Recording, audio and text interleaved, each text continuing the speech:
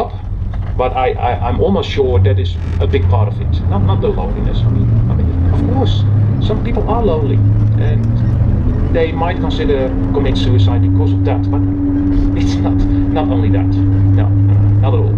Anyway. I know how to build friendships. Hold on. Let's get back. What? Sorry, again? She is lonely. And I'm emotionally mature man. I know how. No, you're not. Oh, I'm so sorry, sweetheart, but you're not emotionally mature man. This is really sad, because honestly, an emotionally mature man would not sit here. I mean, it's okay for men to cry so now and then. Don't do it too often. It's a little bit awkward, but I cry so now and then, and mostly not so now and then. It's actually pretty rare when I cry, but that's not the standard. But when I cry, I will do it beside my wife. I remember when my oldest brother died. This is many years ago already, and I loved my brother. He was my body, and I cried. Yeah, but I mean, I'm not going to sit in this video and pouring out all my emotions like she is doing, and then an emotionally mature man. I'm very sorry. An emotionally mature man is somebody who has been a man for his entire life, who went through puberty, who actually passed all the stages of being coming into this world as a boy and growing up, toddler, teenager, man, getting married. Maturity is something that needs to develop, and you're not going to mature in only 8 years. Certainly not when you're female. You will never ever know. Honestly, you will never know and understand men perfectly if you transition from a lady to a male's body, because it's inside you're just not a man. I'm really sorry. I feel so sorry for this lady. I honestly, when I see her, I would like to give her a hug and tell her that whatever happened, Jesus still loves her, and he wants to redeem her as well for eternity. There's always a way back. Jesus loves her, and so should we. So how are we going to deal with this as Christians? This is a really difficult question, isn't it? Anyway, let's continue a little bit. Out of the friendships, and it is still really, really hard. Yeah. And then you add in all of the things that make it more complicated, in interests in not drinking or being vegan or being trans or whatever, and oh my gosh, it's lonely. So two things can be true at the same time. We have to hold men accountable, but we can't hold them accountable because the problem will have to do things. So you've gotten this far. Thank you. I really have to be focusing on this topic again. I think I'm just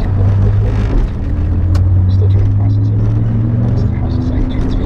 So again, I think the biggest problem in society is not that we as men are being ostracized. I think the biggest problem in society is this ideology that men and women inherently are the same on the inside. This is just not the way it is. God created Adam and Eve, and even though we are equal in God's eyes, we are not the same. I mean, outward, that's obvious, right? But I mean, on the inside, we are absolutely not the same. So why should men fix a problem?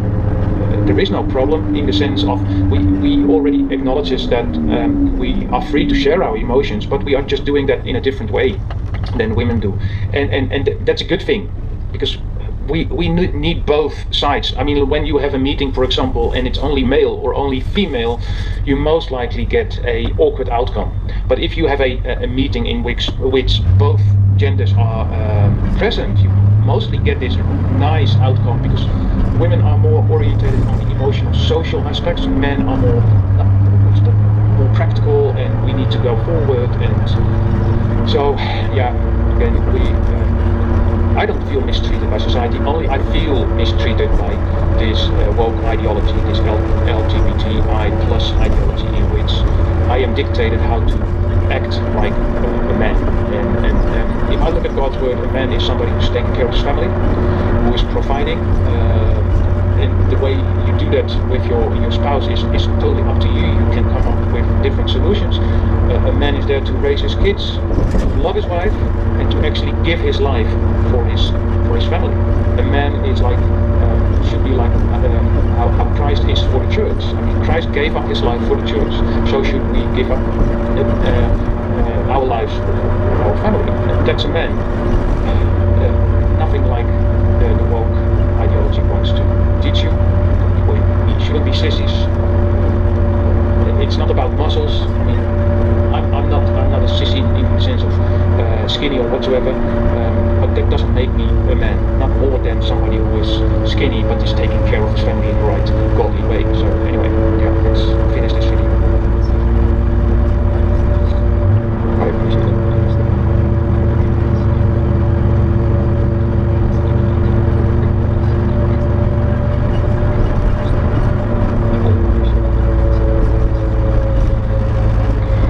Yeah, and I love you too. I care for you. I feel sorry for you. Actually, what she did was, after she posted this video on Instagram, she received a lot of response from men who were willing to be her friend. And I believe that's great. We should be compassionate for these people because they have a problem. They have a big problem, and we shouldn't bash them. You know, for having this problem, we should be compassionate towards them. I think prayer would be a good thing to do and point them to the salvation which we can receive through Christ. Anyway, so this was my take on the video. I'm very sorry, it's a little bit of a sad video. I would like to encourage you to pray for this lady. She's coaching other transgenders, so I guess that's her livelihood now. Still, there is always a way back to God. Please pray for her and be nice. I'm not saying you should not tell the truth. The truth should always prevail, but it's the way we tell it, right?